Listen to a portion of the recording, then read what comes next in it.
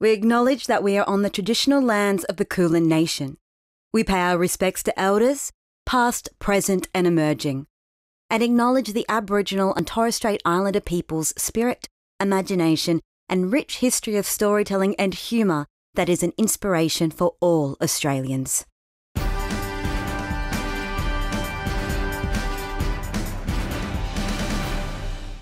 Hello guys and welcome to another episode of the Bearer of Weird News. My name is Matt Harvey and I will, as always, be your host for another look at the news this week. Coming to you just in time at the end of another very busy month, because October is, and I'm sure you are already aware, Lupus Awareness Month, Dyslexia Awareness Month, Spina Bifida Awareness Month, Foot Health Month, this year of course being sponsored by WikiFeet, International Breast Cancer Awareness Month, October, Buy Nothing New Month, a hard one for those who haven't really mastered the art of not eating for a month, Mental Health Month, Dogtober, Crime Prevention Month, National Safe Work Month, and of course, National Awareness Month, where we ask awareness campaigns to be aware of each other and not to ask us to do too much or give up too much in a single month,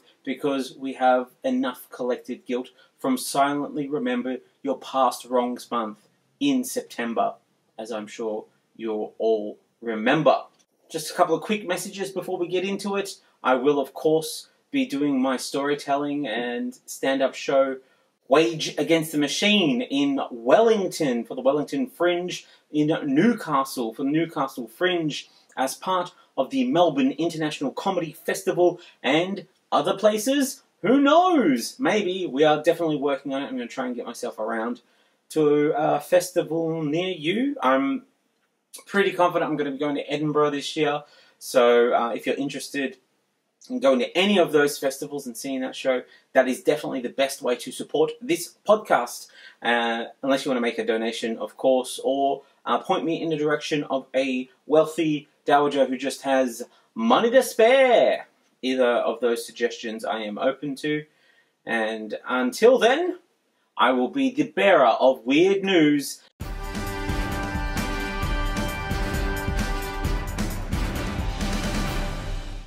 Let's get into the headlines. AT&T Illinois have to pay $23 million after it admitted to making payments to one of former Illinois Speaker of the House, Michael J. Madigan's lobbyists, in return for his vote and influence over a bill. The lobbyists got suspicious after the money was extremely delayed and came through only in patches, and then when they contacted them to find out what was happening, they were of course charged a $70 fee to reconnect the service. An unnamed AT&T spokesperson told Ars Technica, "We hold ourselves and our contractors to the highest ethical standards. We are committed to ensuring that this never happens again." And it's just standard corporate grade big old whoopsie, and we will be applying all the lessons we learned from our company's ethical guide, Biggles Hides the Nazi Gold, and the Bezos Big Book of Business Ethics. We will hope to do better in the future. 800,000 brain cells were grown together by a Melbourne-led team of scientists in an experiment that they've named Dishbrain. The cells have learned to play the computer game Pong. In a typically Australian next step, the scientists plan to get them drunk to see if they play worse when drunk. Then they'll try to teach them to play Wheel of Goon. The really weird part is the final stage of the experiment will involve seeing if they can simulate a philosophy class for them to struggle to pass, which will then open their mind to the idea that they're merely a consciousness left to exist in a jar as part of a larger experiment to see if they can simulate existential dread.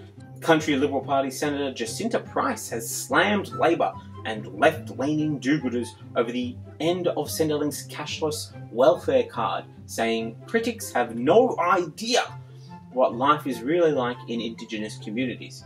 Just makes sense when you realise Price, an Indigenous woman, was simply out to prove to her party that she is the equal of any of the white men by not really caring about the most vulnerable members of her own community. Apple is withholding its latest employee benefits from staff who work at its sole unionized retail store. Now, I believe this is the invisible hand of the market that businesses are always talking about. But for more, you can read all about it in this month's edition of Cunty Plurocrat Monthly. The October edition is the month that they have the pullout, where a politician waiting to be bought dresses up as a working class schlub, but sexy. Ooh. Defence Minister Richard Marles has declared Australian troops could be sent to the Ukraine to help train the country's armed forces following Russia's attack on Kyiv. We will be teaching them important war skills like rebranding war as peacekeeping, doing whatever America wants you to do, how to abandon a local population to the enemy, and eventually we will deploy a bunch of emus to assist the Ukrainians as they remain our most undefeated war force.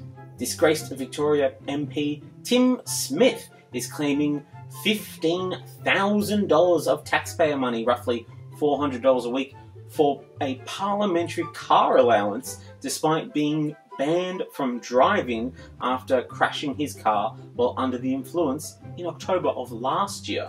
Look, it makes sense when you think about it, as further reports reveal that Smith is yet to pay for repairs to the damage he caused when he crashed his Jaguar into a residential property. So he's going to need that $15,000 to pay for an excellent and heartless lawyer to take on the family. I hear the team that represented Clive Palmer against his underpaid workers needs a new pointless hill to die on, so we're looking forward to that. Ramstein has legally banned infamous secondary ticket retailers Viagogo from selling their concert tickets in their 2023 concert tour. Here's my question. Can you even enjoy a concert if you haven't ruthlessly fought your way to the front of a ticket queue only to be sniped by a bot at the last moment, then pay 1,000% of the price, sacrificing rent and groceries and tipping the delicate ecosystem of a minimum wage worker's finances in order to see a band who likely won't come again in your lifetime because your country is so far isolated from the remainder of the world it isn't financially viable for them, a successful band, to travel to? What kind of stories will future generations of music fans have to pass down to their children? Oh, I went online and I bought a ticket in 20 minutes for that recommended retail price. That's real rock and roll right there. According to a new supercomputer simulation, the Pacific Ocean's days are numbered, as Earth's continents will meld to form a new supercontinent named Amasia. In keeping with tradition, anti-climate change activists jumped on the announcement to denounce climate change science, releasing their own study set to be published in Tinfoil Aficionado magazine. No need to panic though, the Pacific still has another 300 million years to go and may even reach its billionth birthday before finally trickling out of existence. But at that age, you know, it's hard to stay relevant, so it's probably best that it trickles off at that point. Be it in years or dollars, once you hit the billion mark, you just don't have what it is to stay connected with other people. New Zealand's Art Council has pulled funding for a Shakespeare festival that has been running in secondary schools for roughly 3 decades after questioning its relevance to the country and because it focuses on a canon of imperialism. Creative NZ was very quickly accused of cancelling the Bard, whose books were promptly removed from all schools, copies of all film adaptations were obliterated, and all Shakespeare professors and any actor who had ever performed a Shakespearean play on New Zealand soil would be rounded up and locked in one of those secret underground billionaire end-of-the-world bunkers, which was then launched into space. And while Sam Neill will be missed, it was a good and necessary sacrifice to the woke gods. Victoria will be the first Australian jurisdiction to begin negotiating treaties with First Nations groups next year, after a historic deal was brokered to allow traditional owners to enter into interim agreements during negotiations. Following the negotiations with First Peoples, Victoria will enter into an even trickier and more severe negotiation, as it will attempt to treaty between New South Wales and Victoria, possibly ending the long-standing rivalry in 2023. So far, negotiations have stuck on which city they will turn their combined hatred on, with Brisbane being the third largest city, but Adelaide still being Adelaide. It's a tough negotiation. The UK Prime Minister voted most likely to be remembered by someone with the phrase, "Oh yeah, I remember her," after you mentioned their name, Liz Truss, has resigned after only 6 weeks in office. After the record short 45-day period and its predecessor, the most confusing PM, Boris Johnson, the Tory party will attempt to dodge future controversy by running a candidate less likely to damage the party's reputation. Rolf Harris. A court has found Aldi breached employment laws by directing employees to begin work 15 minutes before their rostered starting time, which could make them liable for compensation. The revelation is bittersweet, as it may cost them millions of dollars in compensation, but also has cemented Aldi as the official third supermarket in a triopoly of grocery stores, joining Coles and Woolworths as a major provider of wage theft across the nation. Australia's Bureau of Meteorology has announced it wants to be rebranded in an attempt to be taken more seriously. Australia has brought in Zack Snyder to help with the darker, grittier rebrand, but after it was too dark, they then turned back on that decision and brought in Taika Waititi to do a brand punch-up with the somewhat distinct mix of comedic and serious, making them the Bureau of Mini-Apocalyptic Events instead.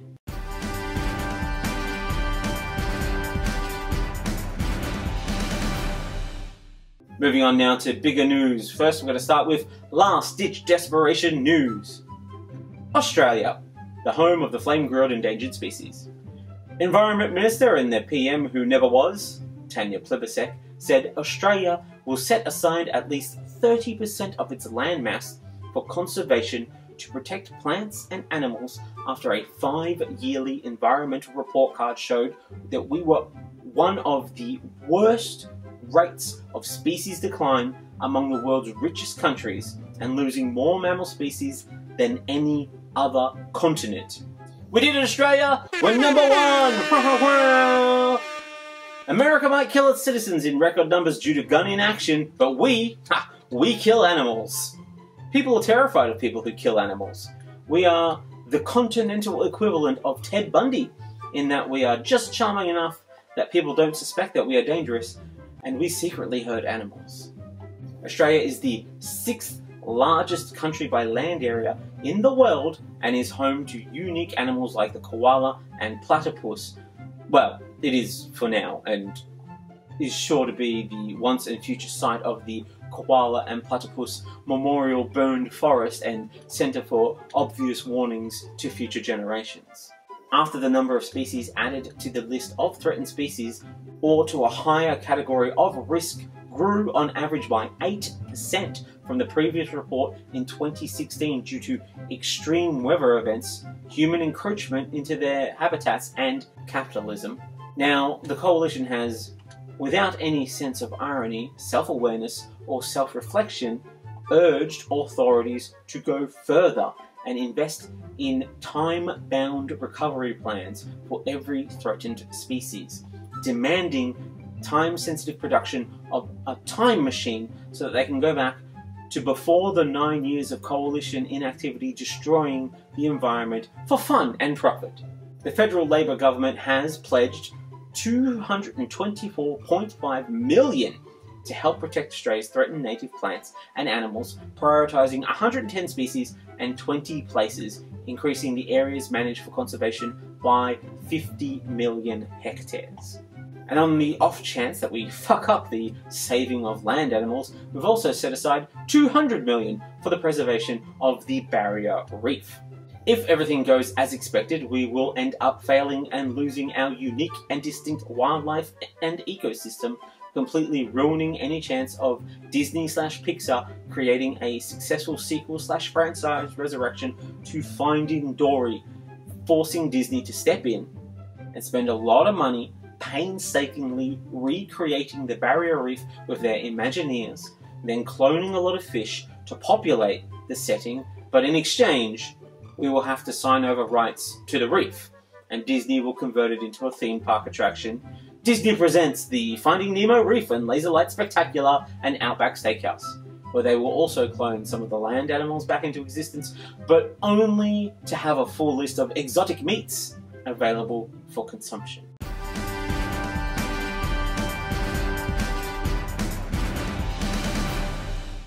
Moving on now to hate group news.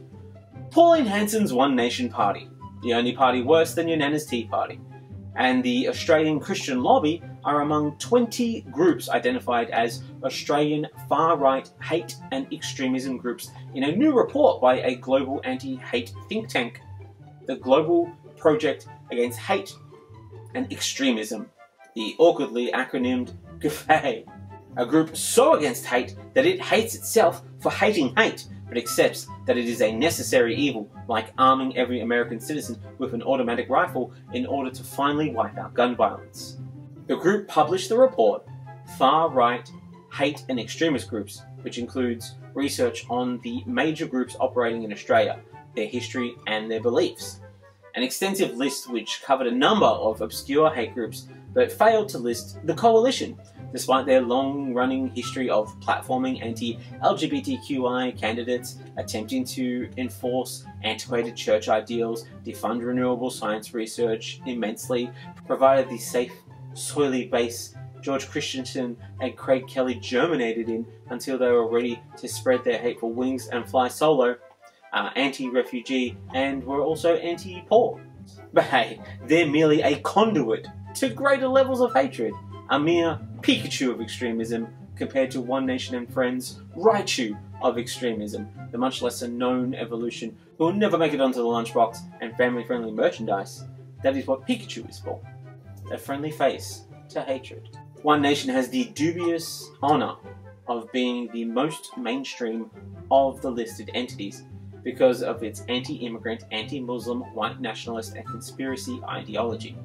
A real conundrum of Ouroboros, where her baseless conspiracies of persecution drew the attention of the people she claimed to try and protect, who rejected their new horrible saviour and turned against her, persecuting her baseless ideas with facts and knowledge and empathy, like cowards. Also identified are many Australian groups linked to international hate groups. These include far-right Hindu nationalists allegedly attacking Sikhs in Australia, anti-trans groups spawned from UK equivalents, and Australian arms of US-based neo-Nazi groups that have since split up and, according to the authors, likely integrated into Australian hate groups. A surprisingly diverse mix of hatred for a group who all claim, like a Highlander of bigotry.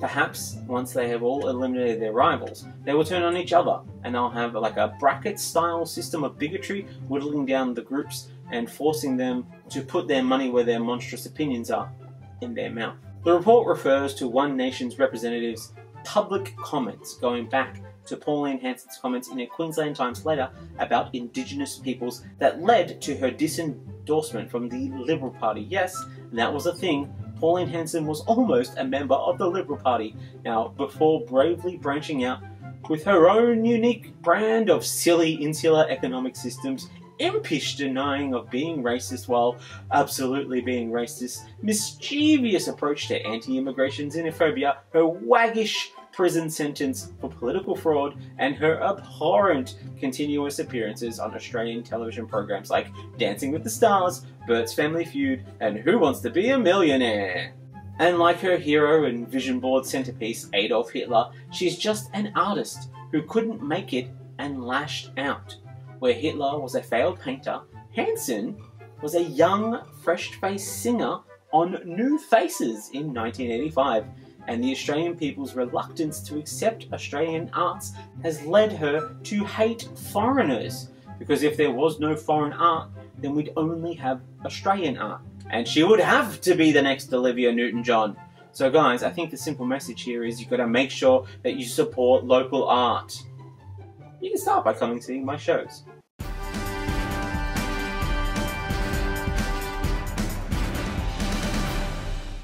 Moving on now to greenwashing news. The Australian Competition and Consumer Commission has announced at least 200 company websites will be reviewed for misleading environmental claims. The sectors to be probed include energy, vehicles, household products and appliances, food and drink packaging, cosmetics, clothing, and footwear.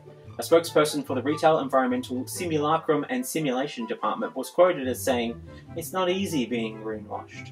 Modern philosophy's greatest mind, Kermit the Frog, was decades ahead of his generation. Hill and Knowlton Strategies, which has worked for ExxonMobil, Shell, Chevron, and Saudi Aramco, is managing communications for Egypt's presidency in the UN Climate Conference, which will take place next month in Sharm el-Sheikh. Hill and Knowlton's clients have also included Coca-Cola, which last month was controversially named as a sponsor of the conference despite having been declared the world's worst corporate plastic polluter 4 years in a row! A record for the famous non-alcoholic drink, the universe's #1 and most elaborate sugar farmer side hustle. If they want to properly wash their reputation, they will have to do it both the old-fashioned way and the new way, by holding a renewable and energy-efficient major sporting event, a sort of green sports washing, something like Formula 1 will become Formula 10,000 BC, combining the Tour de France as national teams get inside a Flintstones foot-powered car to race around a track. Or basketball rings will do double duty as windmills, with them protruding through the roof, or all basketball games will have to be played outdoors. Same will apply for AFL goalposts. All ice-based sports will be stopped immediately, as there will be no more ice due to the failure of greenwashing to make a difference. They will be converted into land-based games instead. And horses will no longer be used for sports, as they produce too many emissions. Humans will instead piggyback one another instead. However, greenwashing is an act of cowardice. People know what they are going to a business for. I do not go to a McDonald's because they introduced a wide salad range. No. I am there because it is a last resort. The day is a write-off, and I either have or am preparing to avoid a hangover that will give me a splitting headache larger than Valles Marineris, the Grand Canyon of Grand Canyons. I know what the business is, and what purpose it serves, and what positives there are. Businesses just need to learn to lean into the evil, just like Amazon did. Amazon openly destroys its planet, workers, other businesses, and has a CEO who makes so much money he built a whole space company so that he could shoot himself into space just so he could see if it is really as big as they say it is, so that he could confirm the solution to saving the planet isn't polluting less, but is in fact sending our pollution into space, along with all of our working class, after the pristine thrill of space has been clustered by all of the pollution. Yet people still shop with them, because waiting for more than 2 days for a third pair of tongs with duck's face forming the shape of the head so it looks like the ducks are trying to steal your food, and you can say, "Hey, that's my dinner, you cheeky ducks." Only $14.99, same day delivery of Amazon Prime. Because they have made their choice. They already don't use plastic straws, and they recycle. Sometimes, when it's convenient, and they remember to, and they're pretty sure that they didn't put a pizza box with cheese still in it in the recycling. Yeah, nobody checks. No need. It's fine. Don't worry about checking. It's fine. I did it. I definitely did it. It's good. We just have to create an ethical star rating for businesses, I think. Put it in place of the health star ratings. Because let's be honest, we can usually guess the health star rating of a food product. It's not that complicated. Now we slap our trusty ethical star rating sticker on the business, and it's much easier than Googling every single company when you come into a new town. It's a lot of work, and if I'm honest with you, it uses up a lot of carbon emissions for me to Google them all.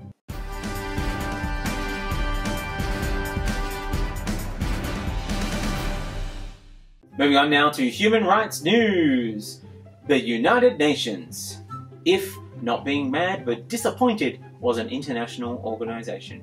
The United Nations Human Rights Committee has found the Australian government violated the rights of people living on 4 islands in the Torres Strait, and has ordered it to pay for the harm caused.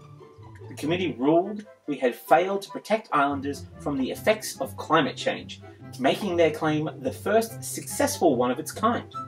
Upon hearing that there was a chance of support going to locals for past harms done, Tasmania started preparing its own case for emotional harm caused by being the mainland's joke state. The Torres Strait Islanders case claimed that the Australian government had failed to take immigration and adaptation measures to combat the effects of climate change and had therefore failed to protect their human rights. A reasonable claim, given the coalition's near godlike ability to ignore the needs of the most vulnerable and still expect to be elevated for worship. The coalition then responded by reminding Torres Strait Islanders that they already have a long-term plan in place for the drowning of island nations, even if those island nations aren't technically nations, they're actually part of Australia. And that is bringing those people into Australia to pick our fruit. Take your time. That's just take your time. Yeah, I tell you, we had a bit of that up in Port Moresby. Oh yeah. Anyway, it was a good meeting. Where was it in Moresby? The time doesn't mean anything when you're about to be, have water lapping at your hands.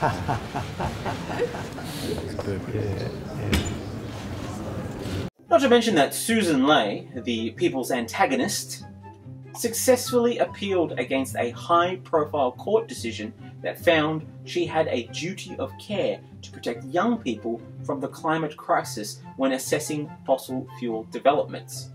A development I believe they are calling the "too bad, so sad" ruling, a horrifying precedent that takes inspiration from such historic cases as Finders v Keepers and lesser-known Losers v Weepers.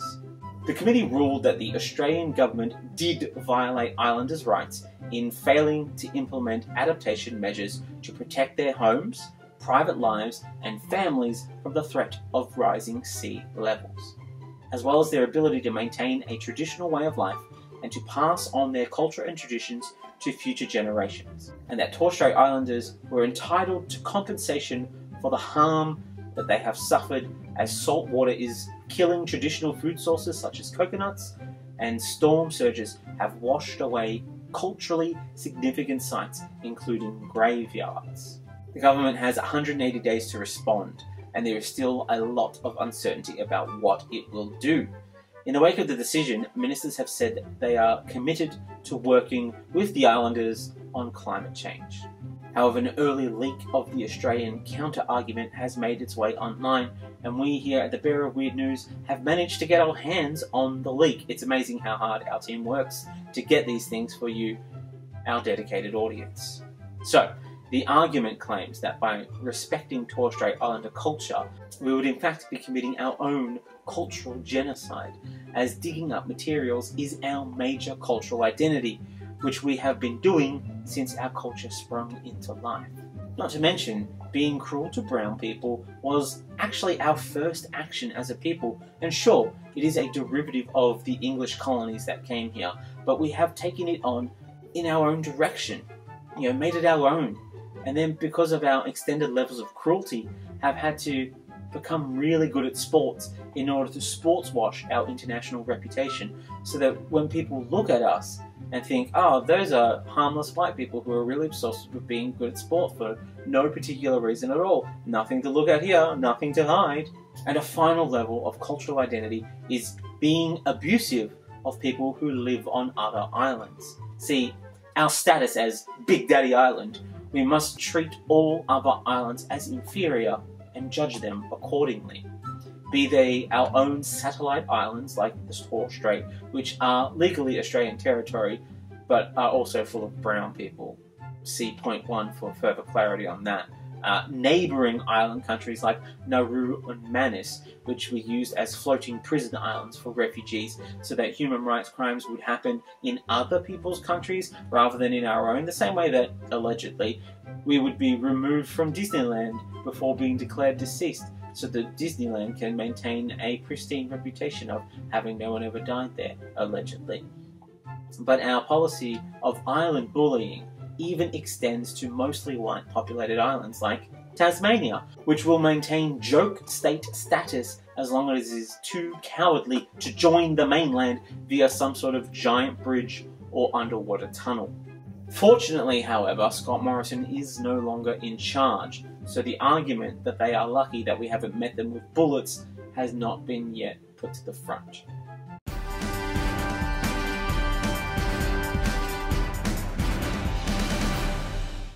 Moving on now to mutual obligation failure news. Mutual obligations.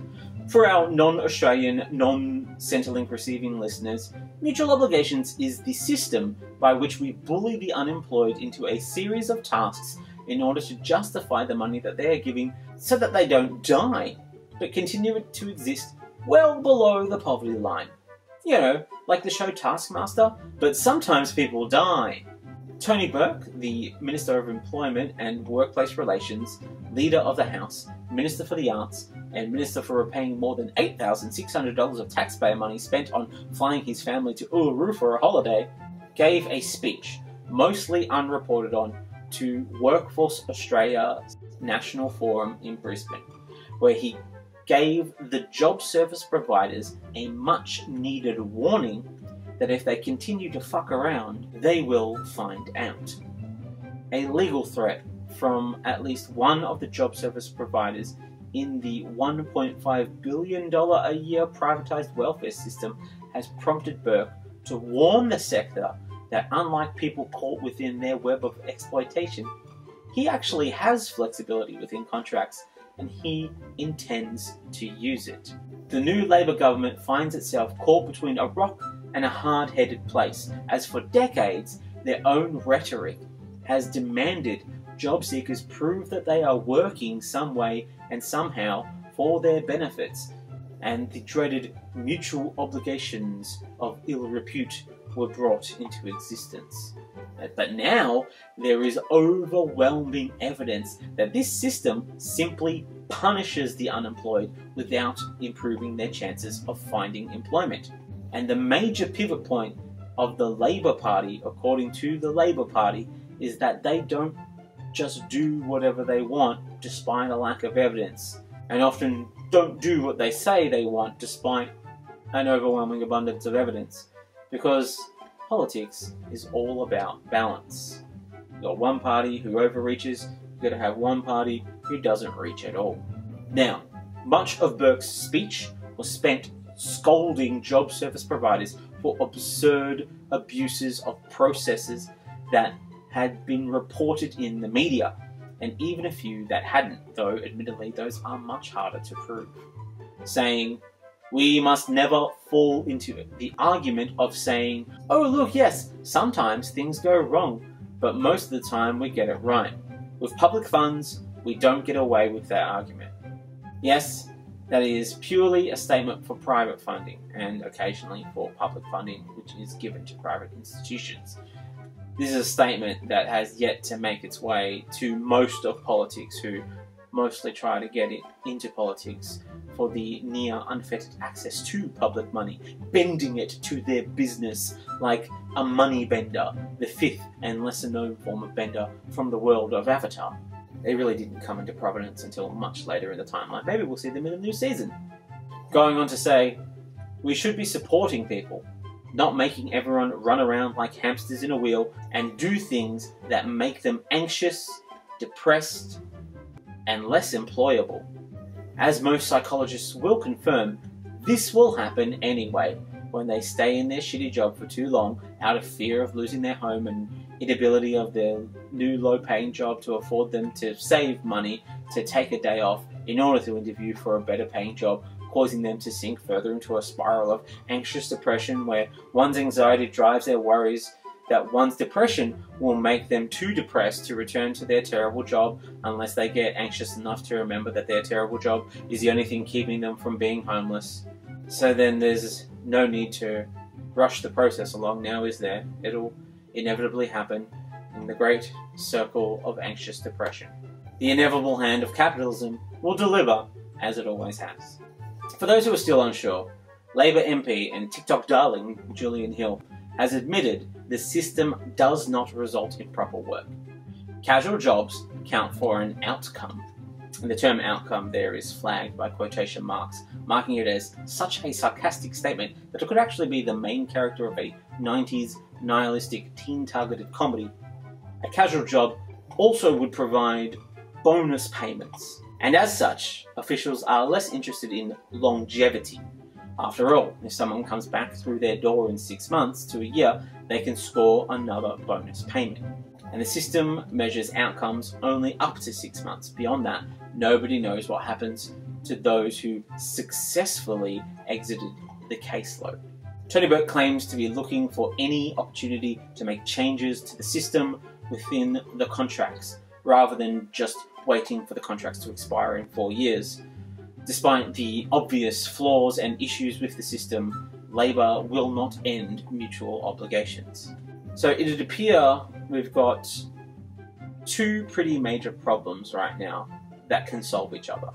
We have Centrelink forcing the use of job service providers to force job seeker recipients into terrible jobs they then can't quit for fear of being cut off from payments, leading to an increased workplace abuse.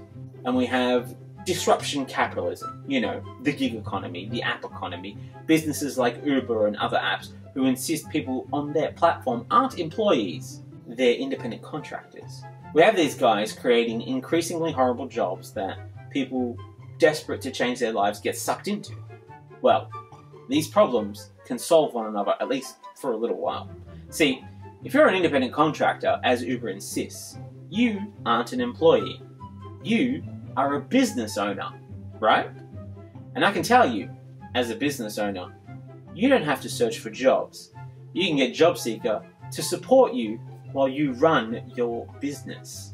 Well, this way, we can get rid of job service providers, maybe forever, at least until we fix the gig economy.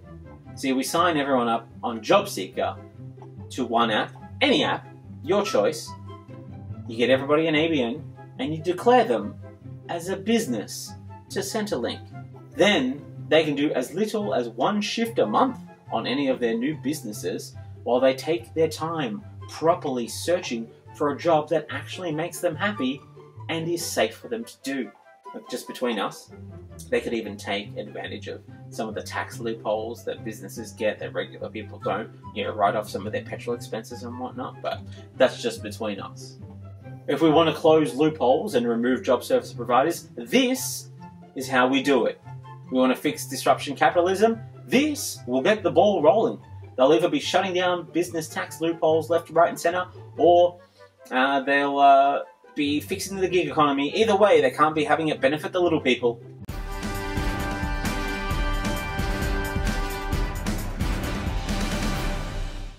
And finally, public servant news.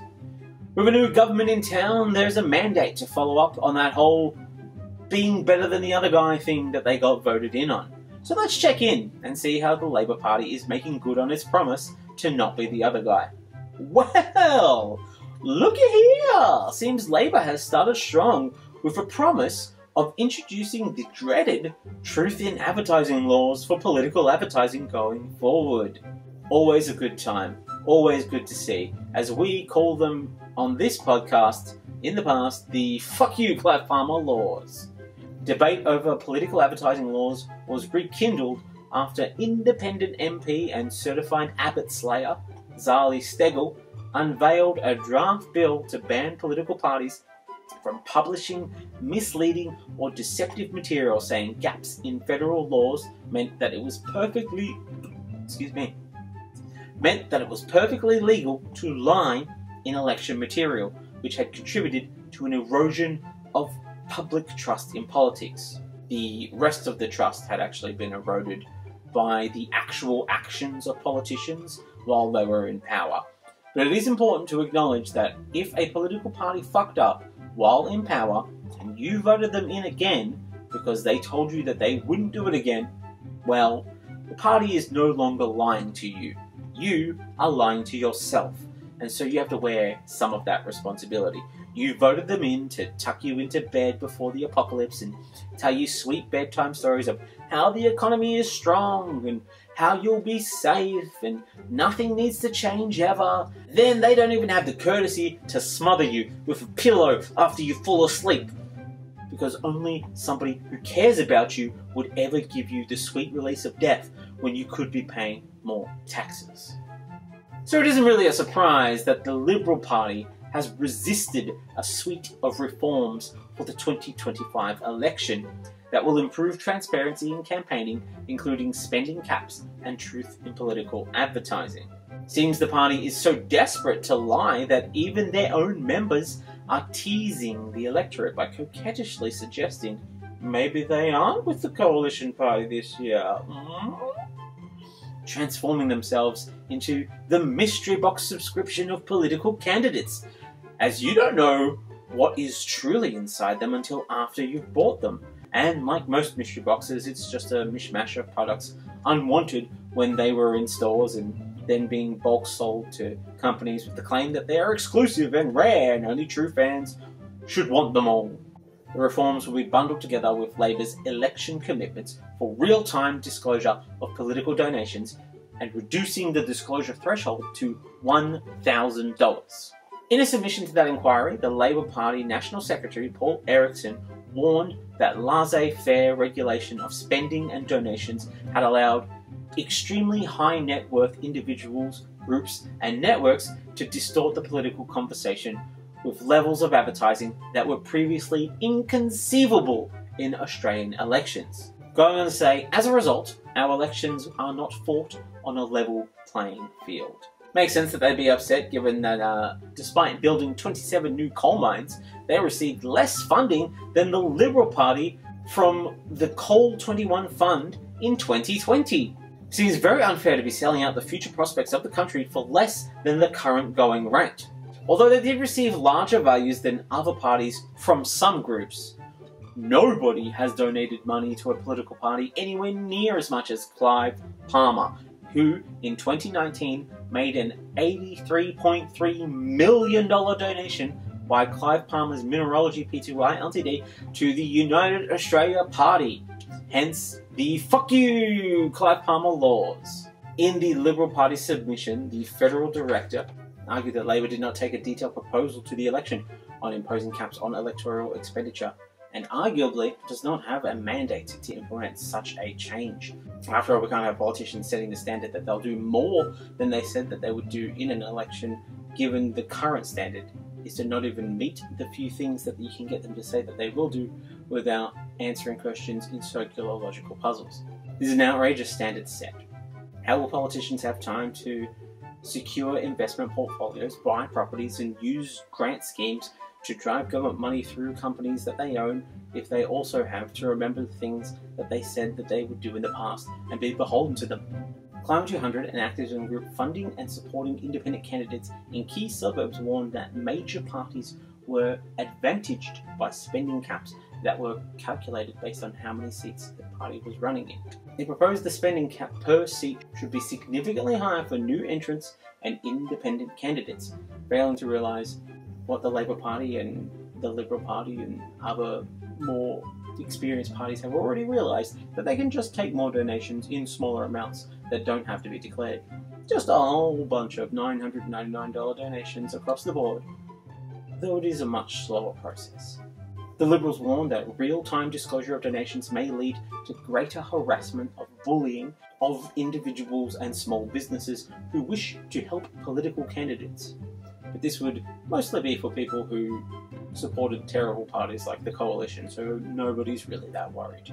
The Liberals asked the committee to inquire into whether social media influencers were paid to sway votes by criticising Scott Morrison and whether this required political authorisation, refusing to accept that people just do not like them and may have given their thoughts and opinions freely.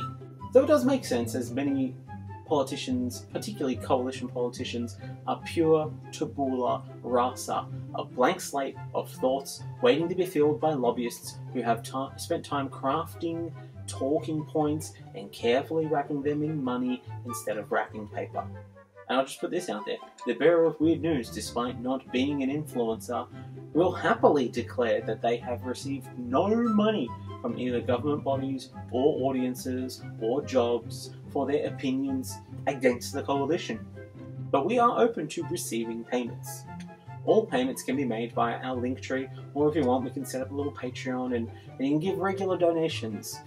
This offer is open to any party from Labour left, and we can organise a series of donation levels where we will make statements of differing levels of anger and intensity depending on the level that you subscribe to.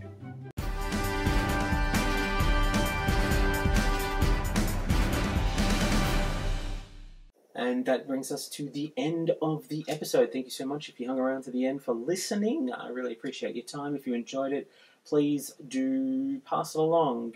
Do all the things, whatever platform you're on, likes and hearts, and share it and give it to someone who you think would enjoy it. If you want to support the podcast, as always, you've got to come out to the live shows. I think it's the best way to support the podcast, aside from liking and sharing and subscribing and rating 5 stars or 1 star. Remember, that's the system, 5 stars or 1 star. Be a coward or be a hero. And if you have enjoyed it, if you think this is the kind of thing that you would get into, come and see my storytelling and stand-up show, Wage Against the Machine. Like I said, it's going to be in Wellington and in Newcastle, the Melbourne Comedy Festival, Edinburgh, a couple other places. Keep an eye out on my website or listen in on the podcast, and we'll let you know where it's going to be in the future. Until then, look after yourselves, stay safe, and see you next time. Bye.